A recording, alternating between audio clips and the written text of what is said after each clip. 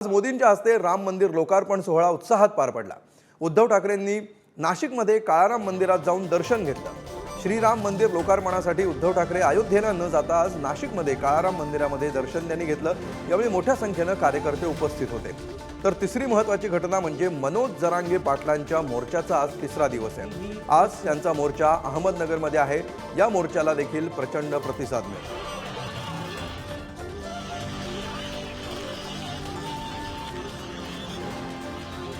तर आजच्या दिवसभरातल्या या तीन महत्त्वाच्या घटना अर्थात पहिली महाराष्ट्रासाठीच नव्हे तर संपूर्ण देशासाठी किंबहुना जगभरातल्या रामभक्तांसाठी महत्त्वाची अयोध्येमधली रामलल्लाची प्राणप्रतिष्ठा।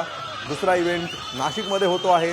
काळाराम मंदिरात उद्धव ठाकरेंनी सपत्नीक आणि कार्यकर्त्यांसह आरती केली, पूजा केली आणि त्यानंतर आता ते गोदातीरी रवाना होतील। आणि तिसरी महत्त्वाची घटना म्हणजे जरांगे पाटील यांचा मोर्चा। हा मोर्चा मुंबईच्या दिशेने कूच करतो आहे। या मोर्चाचा आजचा तिसरा दिवस आहे।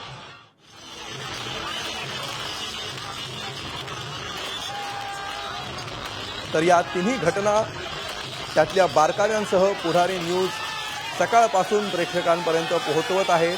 अयोध्येमधली बारीक सारीक घटना, कोपऱ्यात सुरू असणारे इव्हेंट्स, मंदिराच्या सजावटीपासून ते अगदी गल्ली बोळामध्ये घडणाऱ्या छोट्या मोठ्या धार्मिक उत्साहापर्यंत सगळ्या गोष्टी पुढारी न्यूज तुमच्यापर्यंत पोहोचवते।